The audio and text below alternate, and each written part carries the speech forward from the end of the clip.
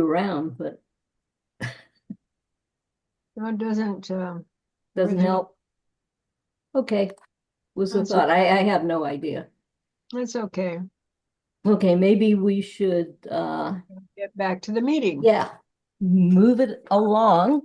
And I guess Lorraine, we would ask you to do the introduction. Meanwhile, I will spotlight our guest. Ah, hello. Hi, Lorraine. Marilyn.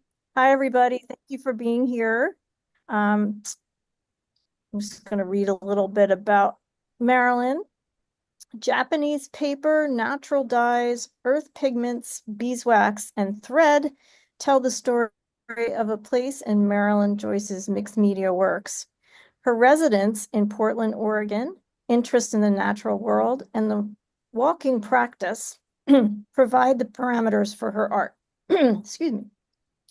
Direct observation combined with felt experiences leads to intuitive gestures, mark making, and staining that become distilled through experimentation to create abstract place-based compositions. She received her Bachelor of Science degree from the University of Oregon and her post-baccalaureate degree from Oregon College of Art and Craft. Welcome, Marilyn. Thank you so much for being here. Thank you so much for having me. And I just want to say that I'm Marilyn Joyce and really appreciate being asked to share my practice with everyone. And I look forward to diving in with you and sharing about what makes me tick as far as a maker and my relationship to collage. And the mixed media that I use to create the art forms that I do. Also, how I relate to the land and how that touches my personal life. So what I want to do is kind of talk about my artist evolution, because I think that's extremely important. And then also my relationship to the land and how that manifests into my work. And then share, as we go through the process, my inspirations, and also at the end, I'll give you some resources that I found to be extremely helpful in the way that I work. Um, Barbara's going to be my person that clicks on the slides for us. And so I thank you very much for doing that. It makes it a little easier on this other hand. So if we could have slide 1, that would be helpful. So first of all, I want to share what I've come into realizing in the last few years is that the land that I live on, and I'm fortunate to live on about 5 acres of land, that it actually, I reside on Kalapuya land. The history of that land goes all the way back. And it's in an area that abuts Portland. So I'm close to the city, but I'm still in considered somewhat of a rural area. So my land backs up against wild areas, and it's rich with wildlife and natural occurrences. And I just want to take this time to acknowledge the gift of the land and the life that I'm humbled and honored to be a part of, because that influences my work. And I always give gratitude to that throughout my making and whenever I show the work. So just a little bit of a background too, is that I am Euro-American of Eastern and Western European descent. And I was born and raised in Portland, which is pretty unique these days to be someone that was from Portland. I have lived in the Midwest and other parts of the state, however. And as I have learned more about the traditional land of the Kalapuya, I have also begun researching my own background, which has been critical in the circle of understanding the past to the present. And my parents instilled in me a love for the out of doors. My dad had his own little business, and my mom was a school secretary. So we didn't have a lot of money, so we did a lot of camping. and our summers were filled with camping trips and history explorations. And thanks to my dad's passion for history, we ventured to many historic sites in Oregon and also through the Western states. This was not what a teenage girl really wanted to do, but in hindsight, these experiences did lay a foundation for my early appreciation and eventual connection to the land. That, however, came from the European perspective of what land is and should be used for. So I have been unlearning over the past several years, and I am making room for new knowledge.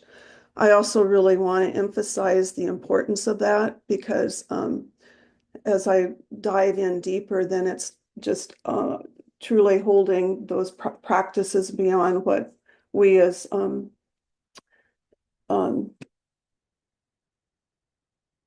not true inhabitants of the land can learn from.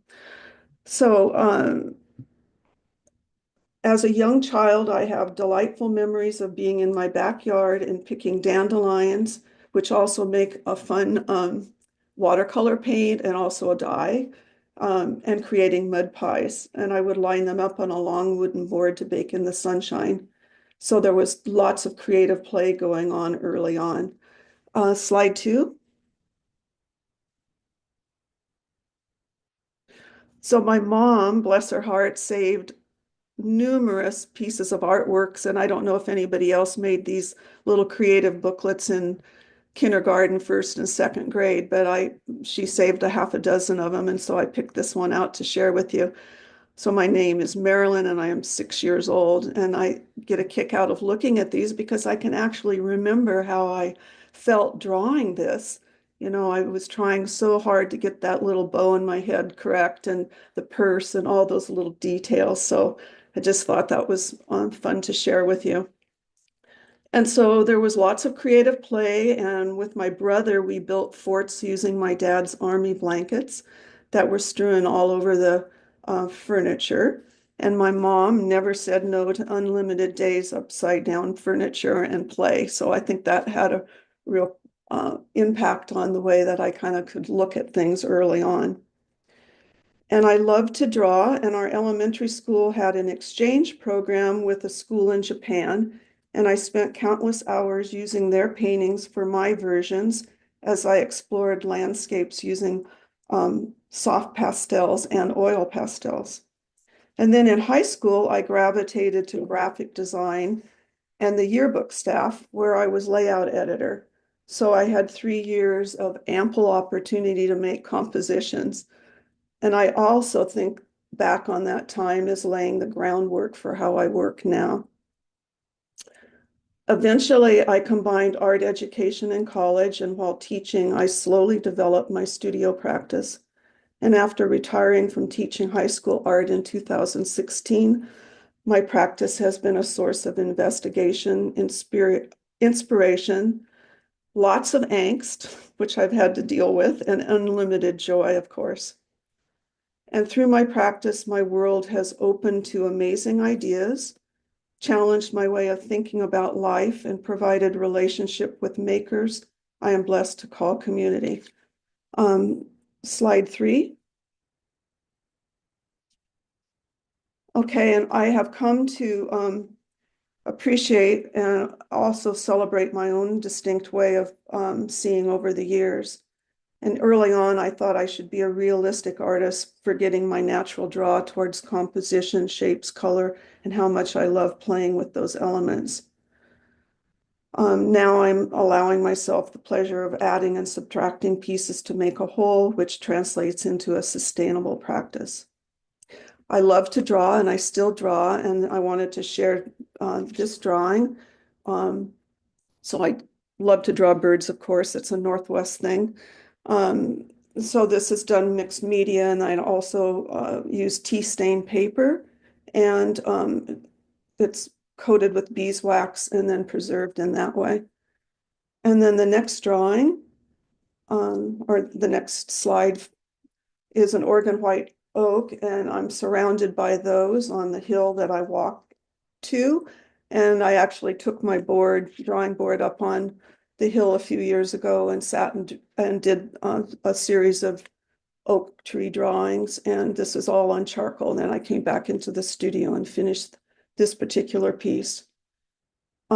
So I just am bringing this all up because this idea of mark making and this drawing also is integrated into my work as I've continued to move on. So I want to focus a few minutes on my current practice and its relationship to the land and my use of mixed media and how I feel collage is used, and hope that the slides provide a clearer idea as to my process. The next slide, please. So seasonal changes, we're all aware of those, and depending on the area of country or the world that you live in, then I'm lucky enough in the Northwest to have very, very distinct seasons. I walk and use my senses to explore the place, meaning my work comes from what I interpret as a place, what I see, hear, and sense as I move through the landscape. So in terms of that, right now, last night I walked and the frogs are all chirping. It's about a month where they're hatching and doing their little thing. So those sounds are going to be, somehow I'll bring that into the work at some point. So what I see, hear, and sense as I move through the landscape. I research the area, particularly if I'm going to an area that I'm not familiar with, in terms of the history and the culture, the geography and geology. But one of the most critical aspects of this way of working is paying attention to each distinct season, which provides its own unique information. Winter is internal. Spring is bursting forth with new energy, which it truly is right now. And summer is rich in bounties, and fall is the season of letting go. These are my guiding principles that I reference in my practice. So as I evolved from drawing to more collage-based works, I started to use my commercial grade inks and tracing paper. So if I could have the next slide, please.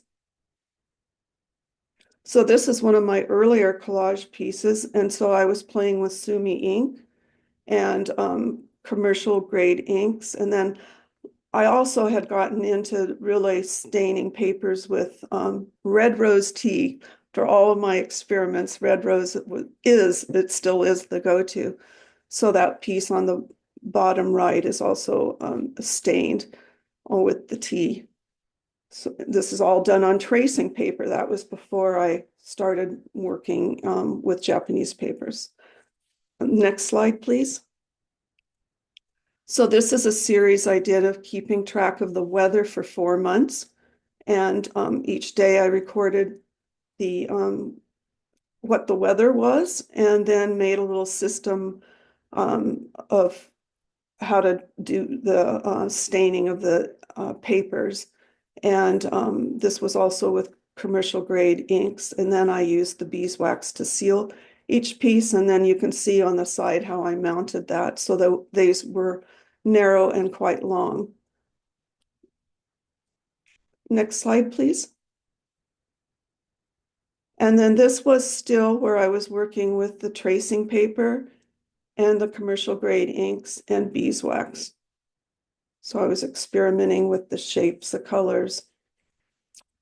This was from a series that I did called Dark Sky Rhythm. And then during the pandemic, I took an online class in making plant dyes because we were all inward and at home and trying to figure out resources of things to use. So the class was with Sasha Dior through the Botanical Colors in Seattle, Washington. This class was for fiber use, where the people in the class were dyeing different, types of fabric. But my heart lies with paper. So I did the fabric dye, but I knew I needed to do some exploration. So I did talk to Sasha, and she gave me some ideas of directions to go with the paper and people that I might reach out to. So it was really just a lot of experimenting with the paper. And that exploration helped me to rethink my use of materials and start thinking about the relationship of the actual plant to the land and that I was more in a deeper connection that way compared to just pulling out my drawer with the inks. So that just connected me, connected with me so much. So I started feeling a direct relationship to the land. So a shift in the direction of the work started happening because I was using the plant-based material. So the next slide, please. So this was starting to happen after I'd done a lot of experimenting with the plant dyes in 2021. These were all locally foraged plants, including nettles, which I can walk down. There's a little creek not too far from where I live, and those are happening right now. Oregon grapes are blooming, but I used the leaves. I tried experimenting with the whole body of the plant, except for the roots I didn't use for this particular piece. And then I made a transition to the Japanese papers. So through that online class and then just on my own, doing my own experimentation, that's where I started evolving to this point. So now I'd like to show you the process of making the plant dyes, because that's a whole experience in itself. And the steps in the dyed paper process are to mordant the papers first using alum, soda ash, and water. So you mix that so the dye can stay on the into the material itself. Then I dry the papers. I create my dye baths from my plant materials. I soak the papers for various amounts of time depending on colors needs. I dry the papers, beeswax, and then I begin the composition process. So the next slide, please, and I'll walk you through those. So here's the mordant material and a little picture of the papers that I use. So on the right is the combination of materials. I'm mixing that with warm water and then taking the papers and a wide brush and applying that to the surface of the paper and then letting it dry so that it gets activated. Next picture, please. Next slide. So here's some forage plants for dye baths. I also made the distinct decision to go for using forage plants because I'm a hiker, a walker, and I want it to be placed. So I'm not as interested in creating my own dye garden. A lot of people do that, and I do use domestic plants, not necessarily all native plants by any means, but I'm really interested in what is in that landscape. So Queen Anne lace, when you see that, that's one that I've used. Next one, next slide.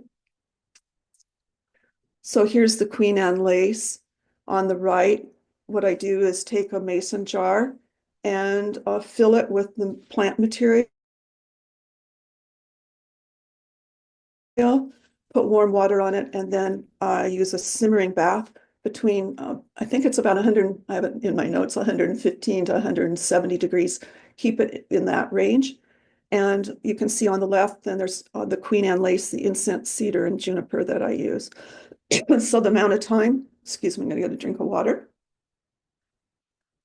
So I really just judge each plant material. There's not a true length of time that I'm using. I'm experimenting to see what the color brings, and I'll do a little test piece with paper to see how the dye is coming along.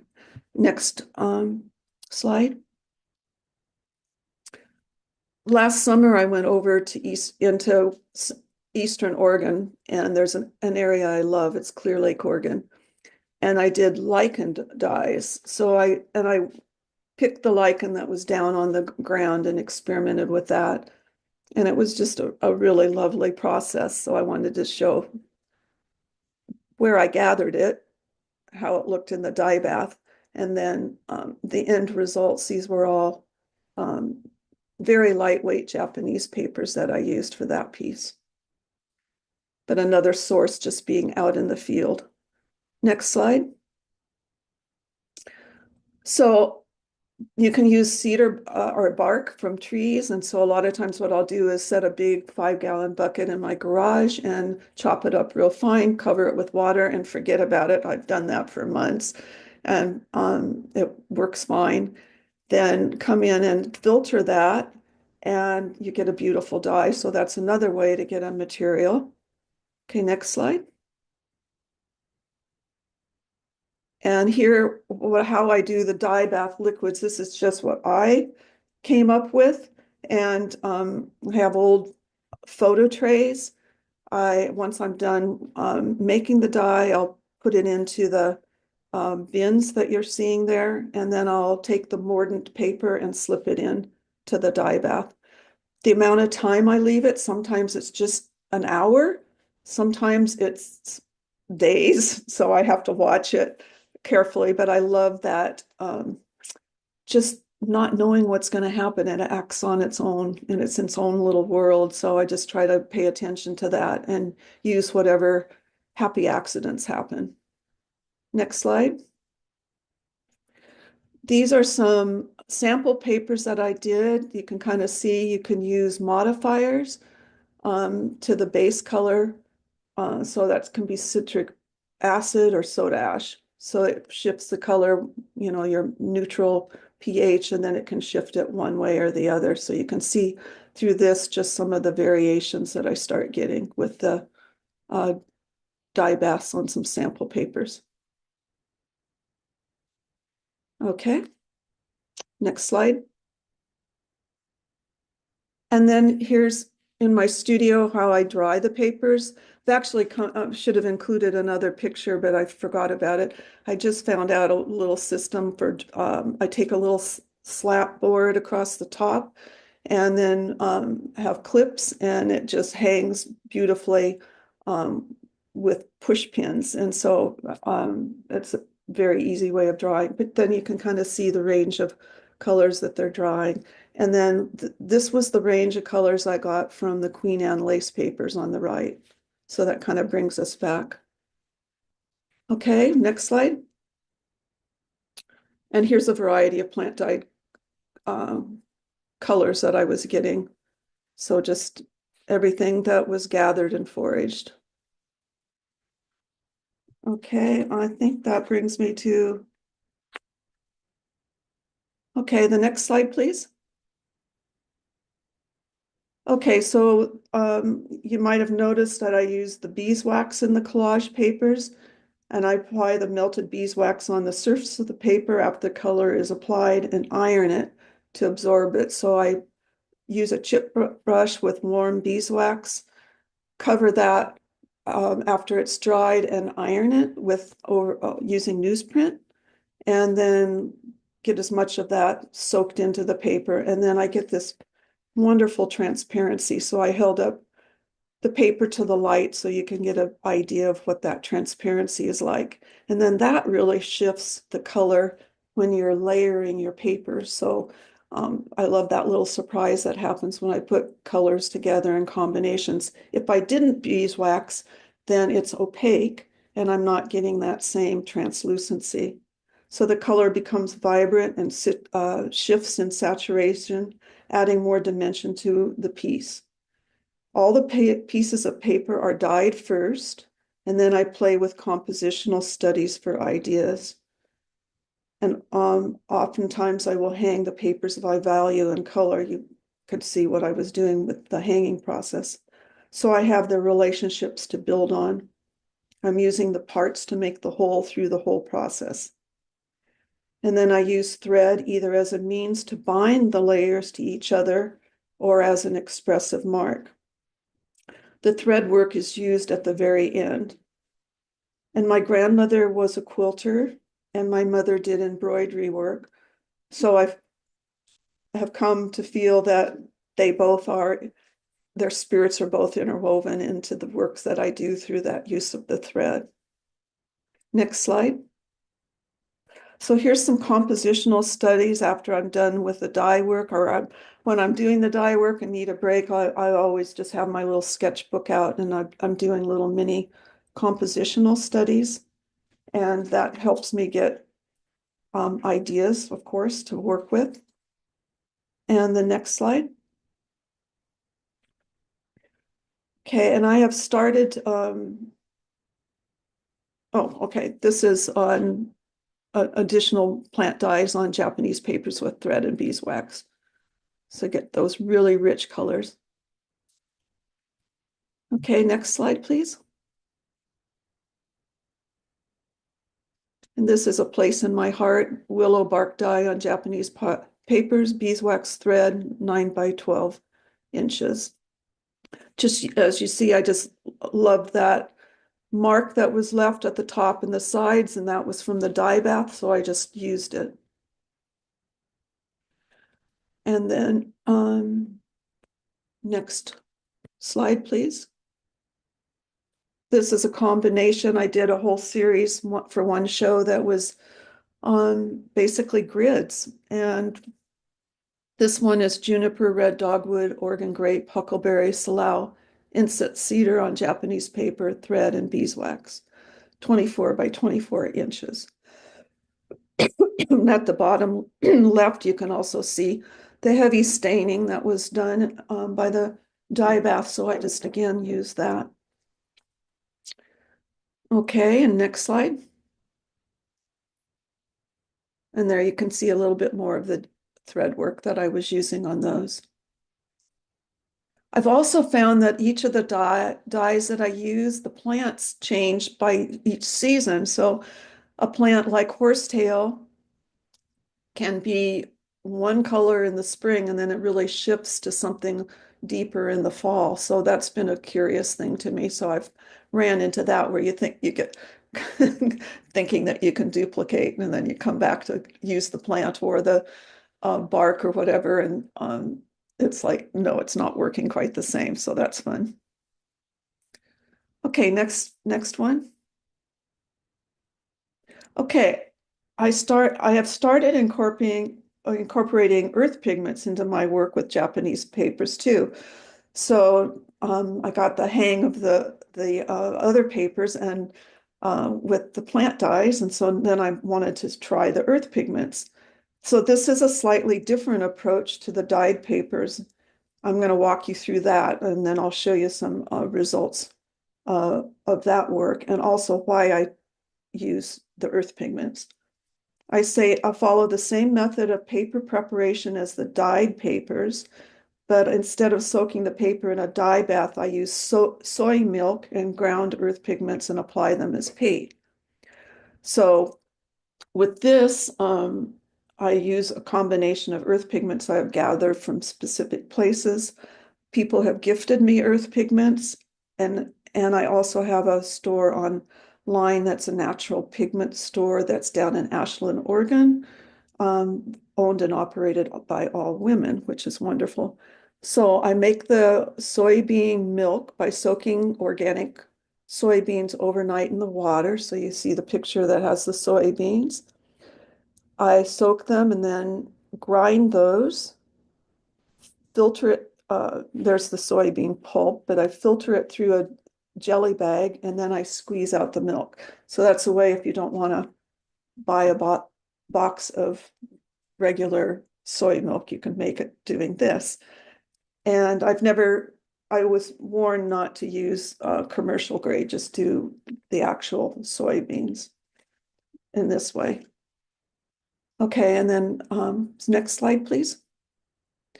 And then the earth pigments, after I paint that on the paper, then I'm ready to apply the earth pigments. So that becomes, I'm not doing a dye bath.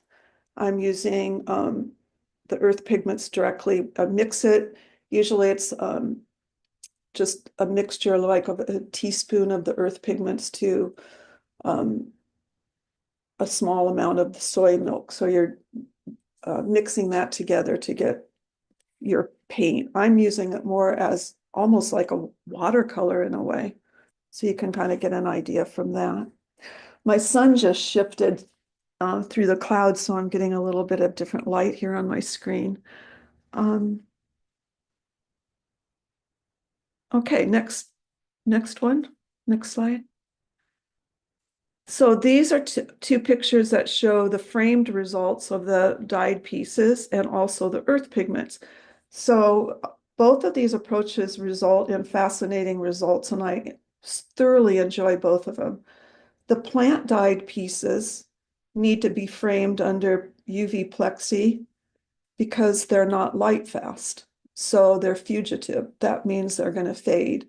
So when I use those, then at this point, I'm obligated to put them under a UV plexi or museum glass. I think it just depends on what you're wanting to do. I'm choosing to go that way because I have a gallery and their pieces are being sold, and so I feel obligated to sell them as they are shown. If I wasn't as concerned about it, then I just let the things be without the UV plexi. And then the right one, these were smaller works, so I went ahead and framed those, but those are with the earth pigments that I used. I think there's something kind of fragile and beautiful about and intimate about the plant material that's a little different than the earth pigments, but I love working with both. The earth pigments also allow me to work larger, which I just started doing this past year. So because I don't have to frame them under UV plexi, I can use a panel and go that route. Next slide, please. So this one shows the earth pigments, and this was from my last show this past August. And this piece is 48 by 36. So this was all done with earth pigments. So I'm going through the same process using the beeswax, doing everything, mounting it onto the this was mounted on a board, and then that a frame was done around it. I've since tried doing it directly on panels, so I'm working all through my adhesive kind of pieces. Next slide, please. And this is the same earth pigments. Next one. And I flip back because this is a plant dyed one that was part of that show too. But I just loved, this was done with lilacs, and I just loved this piece. I'm anxious. My neighbor has a deep, deep purple lilac bush, and so I'm just waiting. It's around the corner.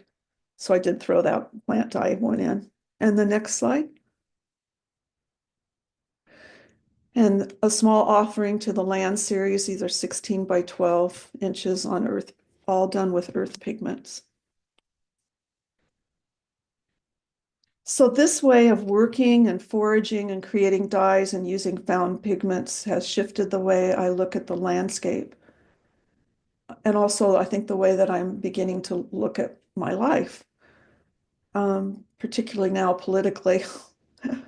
In our culture, we've been trained, size up, go to McDonald's, size up, walk into stores. You want to grab everything you possibly can because who knows, you might need it. Just filling our carts. So in living in this way that I've started to do with the dyes and the materials, I think I've become more aware of amounts and more aware of the way that I listen to the plants, the earth. Do I really need that much? You don't need very much of a plant material to make a dye. It's really quite freeing and wonderful. And I love that, being able to ask the plants, being able to ask the earth, may I participate in using you? It's really a beautiful relationship. Okay, and I'd like to take just a minute to share with you some exciting news. This just happened, and the next slide, please. So I was commissioned, this was a 6-week project that was very short. I knew about it for a while, but it didn't come to fruition until just recently. And my gallery, Laura Vincent Design and Gallery, was awarded a commission at the newly remodeled Portland Airport. So there's a new area called the Escape Lounge, and she was chosen to provide 13 pieces of works of art from her gallery to be in permanent installation in the airport. So the person that coordinated the lounge picked the artists, and I was asked to do a large piece using the earth pigments because it couldn't be done under UV plexi. So I want to just kind of walk through the pieces here. It was just installed a week ago in the airport, and I don't think the lounge is even quite open yet. Might have been a soft opening. So this was really an honor to do, but it also stretched me because on numerous levels, but isn't that what making is all about? And it was just a wonderful experience. So I wanted just to briefly walk you through. They had specific colors they wanted, so I was limited on some ways, but the limitations also become a way to open and expand. I like to look at it that way.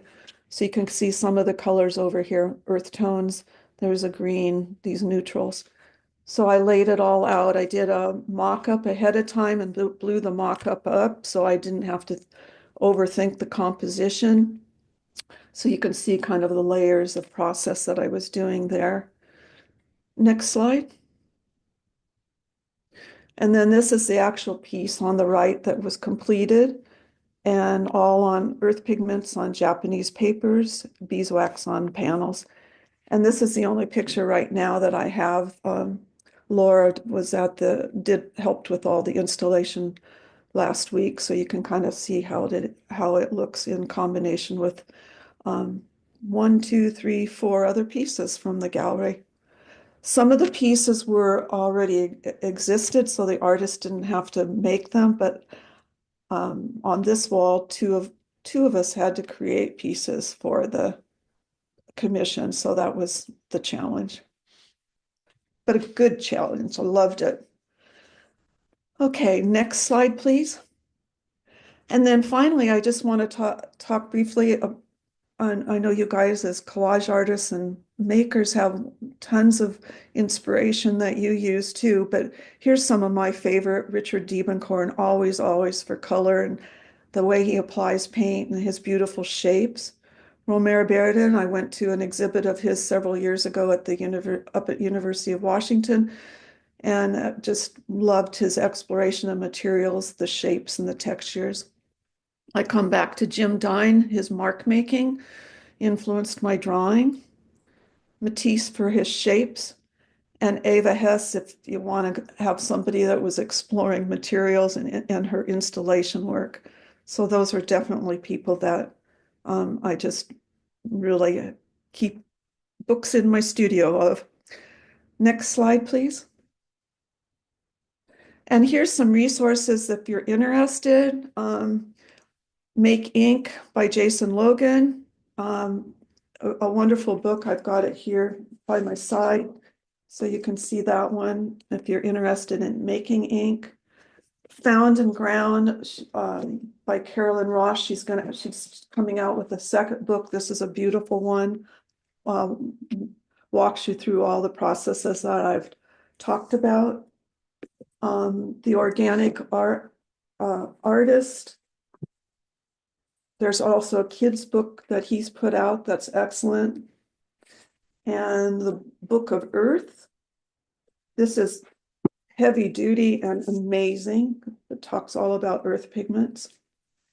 And Natural Palettes. This is a beautiful book, just gorgeous. This one I didn't include on the list there, but it's Foraging, and this is an excellent book too. Just the Northwest foraging book. So those are just some that are great. I also just made my pastel set recently. So I'm trying to I want to delve back into my mark making. So I got my pastel set made from my natural earth pigments. And then Lastly, I'd just like to share the last slide. And these are a few parting images for your spring journey. These are all just in my yard, my beautiful cherry tree. I have 3 of those that are just, they're exploding right now in pink fluff. It's glorious. I face west. I have these amazing sunsets that I can track time through. And then I'm also blessed where I walk where there's a herd of elk that visit frequently. And they actually they've started to come in my yard, which I don't know that I love, but there you have it. So I really appreciate having the time to share this with you. And I hope this has given you insight and different ways to think about things. And I'd like to share the last a statement from Robin Wall Kimmerer in Braiding Sweetgrass for a fitting conclusion.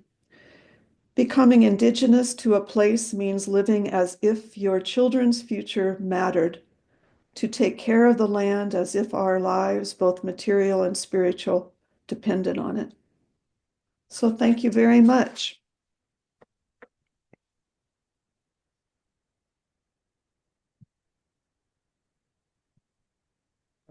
Oh, thank you so much. That was wonderful and so inspiring and very sensitive. It's very intimate and it really inspired many of us, I'm sure. Thank you. I'm going to move. I just moved a little bit to the side because, like I said, that we can't argue with the sun. We have to take it when we can. But it was washing out my screen, so I couldn't see very well. Oh, great. That Well, was thank you so much, Marilyn. Oh, you're Thank very you. welcome. We do so have a few questions. You Yeah. want to go through those right now? Yeah, I can do that. Okay. One question was, how do you apply the beeswax? I went down to Goodwill, bought myself a electric fry pan that still works. I take a tuna fish can or any small tin, and then I have the beeswax pellets that I put in, and fill the electric fry pan with water, bring that to a warm simmer, melt the wax. Then I take a chip brush, like a 2-inch chip brush, and then once it's warm, just dip it in and apply it onto the paper that's been dyed. Let that soak in. Just takes a minute because the wax hardens. Those of you that use it, it's not in caustic, it's because it's really going into the paper in a different way. It's not on the surface so much. And then I take newsprint. I go through a lot of newsprint. That's the only bummer, but I reuse a lot of it too. And then iron that, go to Goodwill again, get an old iron or two, and then iron that in, and then just repeat till you don't have any. So the newsprint's clear, basically. Excuse me, as a follow-up, you mentioned pellets, but you're using actually straight beeswax. There's no rosin or Yes, it's not additive. it's not the encaustic, it's Right. just well, when you put the newspaper over and iron it, that's to collect the extra that collects it and then you remove the newsprint. yes, absolutely. It's just otherwise it's the beeswax goes on all over the place and you see the marks, and so I don't want that. I want it to go soaking into the paper. So the newsprint just goes over that. So And then you I have just a second, I'll grab the beeswax so you can see it.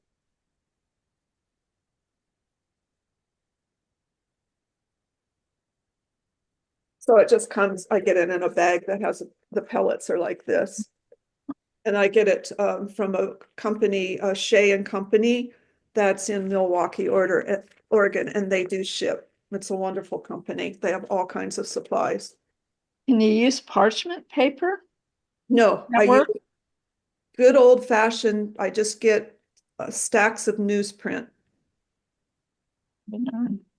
just regular old newsprint.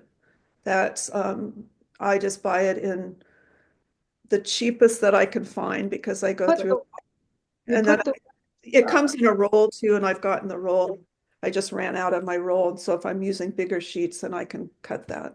Marilyn, can you repeat Shay? Where do you get the pellets? It's Shay and Company, SHAY company.com. You can go online. Okay. They're in Milwaukee, Oregon. I just want to be clear. You're using this on your piece when you completed it. You laid everything down and then you put the beeswax? No, I should have backed up and done that during the presentation. No, I do not do that. I do beeswax on each individual sheet of paper before I do anything with it. And sometimes I don't beeswax it right away. Like for this project I just finished, the commission, I have paper that's still hanging that isn't beeswaxed, and I'll just put it into my file, and then when I need it for a project, I'll beeswax it. It's just easier to do that because it takes a while to beeswax everything, and Then you put your papers on top of the beeswax? I don't understand that. Yeah, I put the papers on. All right, so you have all of your dyed papers. Yes. Now, so what's the process? Do you use it on the beeswaxed paper or do you use that? I don't understand Once I had the dyed paper, yes, like these are dyed papers in back of me. right. Okay, those happen to be beeswaxed. So once the paper's dyed, then I'll make a decision, am I going to use that color? If I am, then I'll take that undyed or unbeeswaxed paper and go through the process of beeswaxing, which is melting the beeswax, applying that onto the dyed paper, and then taking the newsprint, applying the newsprint over the dyed paper, ironing it to get as much of that wax off. So you have to do that on each piece of the pieces that you're going to use in your design. I do. A lot of work. Thank you. That's a lot of I work. know, and I've been told that, and I'm sort of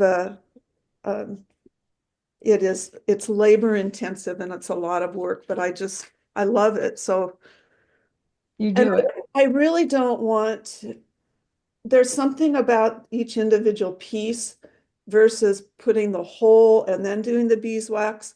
I did it once and it sealed it, and I mean, I just didn't feel like it worked for me. I mean, you might like that, and I would surely encourage you, whatever, I mean, it's an individual thing. I just choose to do it this particular way. But there's No. nothing saying you can't take the finished piece and just apply beeswax to it and go with that. But for me, I just opt to do it this way. I understand. I have a feeling or understand why you do it separately, because each piece has its own entity. It is. But I mean, sometimes try it with the whole, and it's interesting to have those results too. I felt like it sealed it. I mean, you are sealing it with the beeswax, but I really felt like it sealed it and didn't let it kind of have its own life. This way, I felt like by the time I take the individual pieces to make the whole, and if I'm using thread, it's working as a whole entire unit. That feels different to me. Did I answer your question okay, Sylvia? Yes, thank you very much so.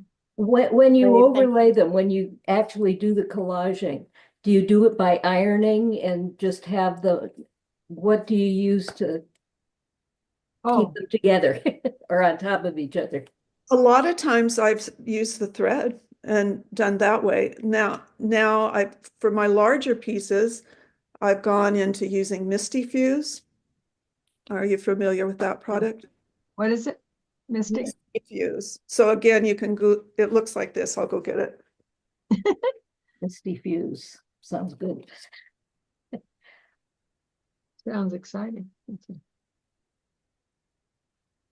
So it's like this.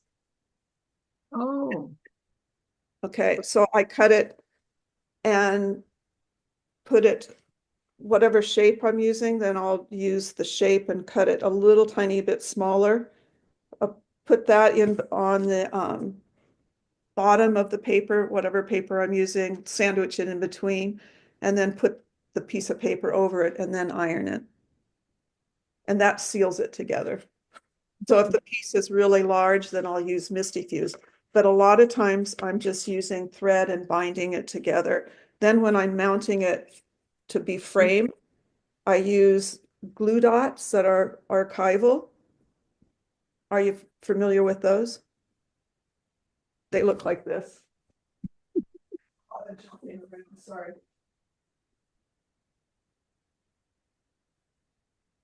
So the glue dots look like this. So when I get done, there's a little tiny, if you can kind of see that, there's little tiny dots. You peel off and I can use those discreetly to hang the piece onto mat board. So between the thread and the glue dots on my smaller pieces that are like the 17 by 22, that's the system I've used. If I'm using a larger piece, then I'll use the Misty Fuse and the glue dots. What is that roll called again? Misty, M-I-S-T-Y, Fuse, F-U-S-E. Okay, thank you. And the company is mistyfuse.com. You can go online. They ship. You can look at their products too. And that again was just a lot of experimenting. I have a wonderful framer, and we've done a lot of work together as far as how to keep the integrity of my pieces and keep so they feel like they have air and not drive him crazy when he mounts them, which that's a whole nother story, but anyway. I have a I question. love Misty Fuse. I love Misty Fuse too. It's the best Yeah, thank you. for flying. Yeah, it's great. Great. Someone else had a question? Yes, I have a question. Mhm. Do your pieces get degraded with UV? I haven't had any problem yet. No. Making sure the earth pigments are light fast. They're fine. So when that piece that I just showed you that went to the airport, that's on a panel, and then I used the beeswax, and then at the very final coat, I did a coat of cold wax with a little bit of galcan in it and made a slurry and then applied that onto the surface to kind of seal it all. But no, I haven't had any problem. And I mean, as all things, artwork shouldn't be in direct sunlight anyway. It should be Right. mounted. So it's the best I can do. The rest is up, whatever happens. Do you That think I the know what's bees, in, oh, I'm sorry. do you think the beeswax protects it more than like a clear Krylon or something? No, I don't think the beeswax is a UV protector. I mean, I haven't tested it that way, and I should, because I've tested other things to see if they are and gotten answers. So that's a really good thing. I think that's a good one for me to do. I'll just set test papers out and cover half a piece of paper and put it in the sunlight and leave it for half a year and see what happens. Be interesting. Thank but- you. Beautiful, beautiful things. Well, everything is ephemeral. And that is, Ultimately, Yes. it returns to nature. well, and you look at, I mean, I'm working with the seasons, and each season changes and shifts. And so here I am trying to make it be permanent. Yeah, so I hear you on all that. But that's our human nature, I guess. I know. Well, thank Uh, you so much for sharing such details of your process. I get into process and materials, and you're a materials wizard. Oh, Truly. it's just totally all it is experimenting. And I mean, I've listened to other people and done the workshops and done that, but you make everything your own. And I think that's Sure. the most important thing to remember is like get the basics, but then take off and do it so it fits you, and that's what I've tried to do, basically. And some things are complete failure and other things have been amazing. And then I love just making sure that I hold on to the happy accidents, because those have led to amazing places. You know, it's like, oh, I need to throw that away. It's like, oh, it gets saved for some reason. Those are the best sometimes. So, yeah. I have a Patrice, few more questions. Patrice had a Go couple ahead. of questions. She's still here? Uh-huh. One of them was, I don't know. do your plant materials also work for use in creating handmade papers versus supplying them topically? Oh, thank you for asking that. No, I haven't gotten into the handmade papers yet, but that's on the list. Yeah, the pulp. Um, so I'm heading that way. I wanted to get I have some ideas with the pastels that I just made. So that's kind of one thing that I want to deal with this summer. And yeah, but the pulp and the paper is there. I also haven't, I've wanted that transparency in my work very much. And the pulp paper is opaque. So that makes, I haven't been drawn that way as strongly. So I think that's one thing that's kept me from doing that. Are you marketing your pastels? No, I actually have a friend that has a business, and so I took a class with her a few weeks ago and learned the process. So no, That's amazing. it's really easy. It's very fun, and so I'm excited to do that. Work with them now. Did I? By the way, all of the questions in the chat will be, the chat text will be part of what is shown on the website. So you can go ahead and see all of those wonderful, wonderful compliments that you got. Well, And thank other you. people will get information about where you get your supplies. Yeah, I think and I just found the beeswax company just recently because I'm trying not to do, I am not doing Amazon for political reasons. So anyway, I used to get it through a company that used Amazon, but I found this company that's just not that far from me. So it's like, oh, so it's There good. was a question if somebody was asking, I know some of the thread is sewn, but is it ever laid down? Whether you wanted to know how you use the thread. Yeah, I just see that question. I try to stitch it so it's um, held, but I do these large loops and then maybe stitch again. So I try to catch it in some ways because mainly if I'm using UV plexi, then that static with the thread sometimes pops up and goes to the UV plexi. So it's just being mindful of that and trying to get it so it stays, so it doesn't do that. But that's how I've done it. My grandmother was the quilter, as I mentioned, and she was amazing, was in a church quilting group. And as a kid, I remember her saying, you have to do 12 stitches per inch. Well, I was all over the place as a kid. That stayed in my mind. I think that's why I never became a quilter because I had grandma's voice in me. And I do these big loop-de-loops with the thread because it's like, no, okay, grandma, this is for you. The big loop-de-loops. But I love working with the thread too. It's fun. Yeah. But I always try to stitch it some way to hold it. So if it is covering a large space, then I've got something to kind of hold it in place.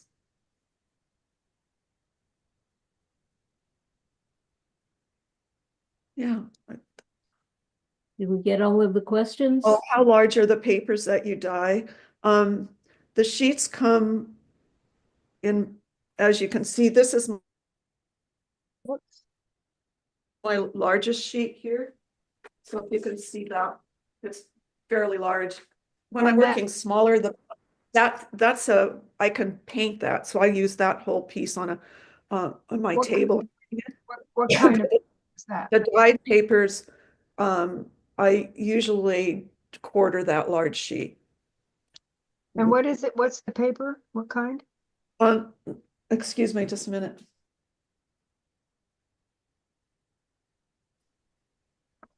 There's two kinds of mulberry that I use. That's the You mulberry know what? paper. Something jumped on the and it stopped. I did not hear what kind of paper it was. Oh, that paper is mulberry. Mulberry, okay, thank you. And I have a company back in the Midwest. I didn't include Acuity Papers, ACUITY Papers. And they'll ship. And they've been wonderful too. For some reason it stopped, I like, do have a you're- local place that I can get papers if I, is Yeah, anybody your else? internet here, connection I'll put a Q. going out a little bit.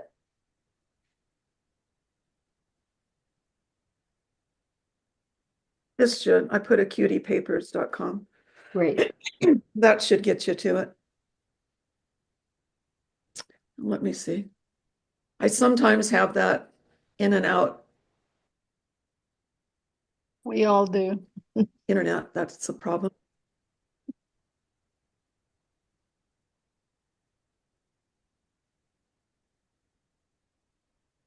Is your process and material sources explained as part of the exhibit? Do you mean the exhibit that just is going up at the Yeah. the airport? No, that's a one one wall. And excuse me.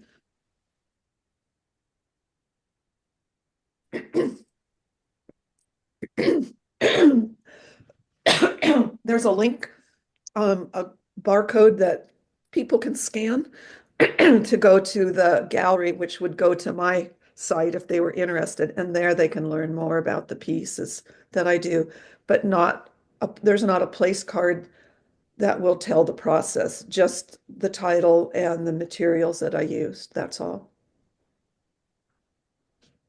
When I do shows, have shows, then usually there's artist conversations, and then I'll talk process during that time.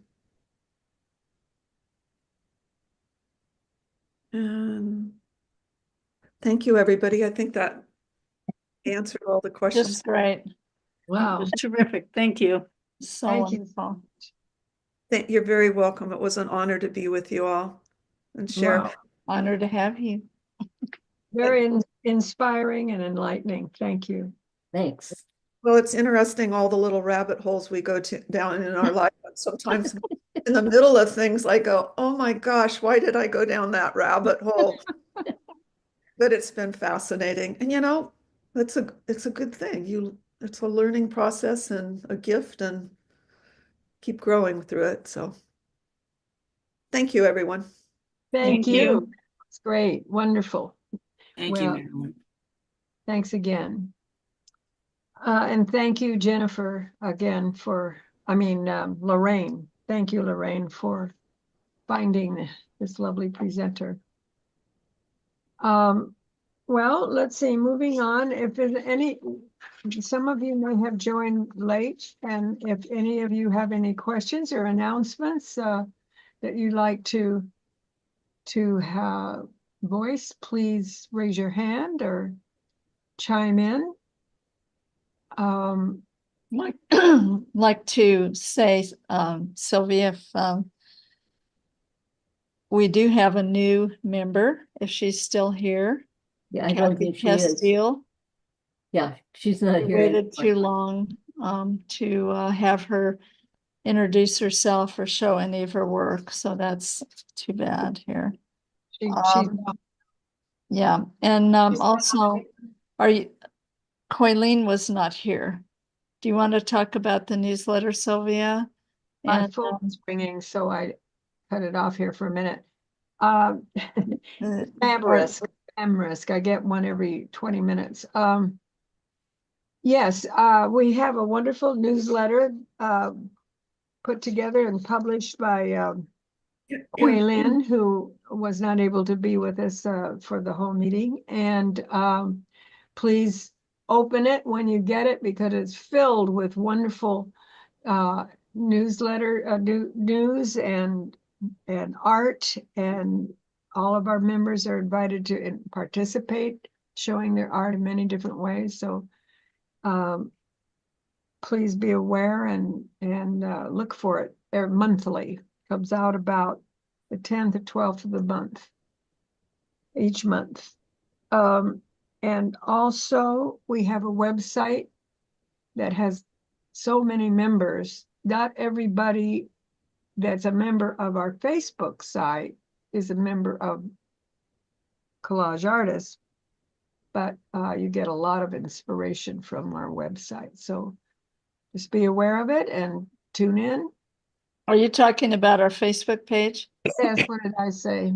The web, Yeah, you our said website. website. But we Website. also, with our website, we now have a new application that Patrice put together, so that all of our members can put a profile photo of them and add a couple of their art pieces. So members can become introduced to each other. If you're interested in seeing our membership, then you can go on our website and look at our database and get acquainted. So that was really the purpose of that. But our Facebook has over 13,000 members. And as Sylvia said, they're not members of Collage Artists of America, but it's really, and some of the people on there are members, of course, but it's really inspirational, just wonderful. That's how we got Trudy Sissons, actually, because of her incredible posts on there. So she became a speaker and joined.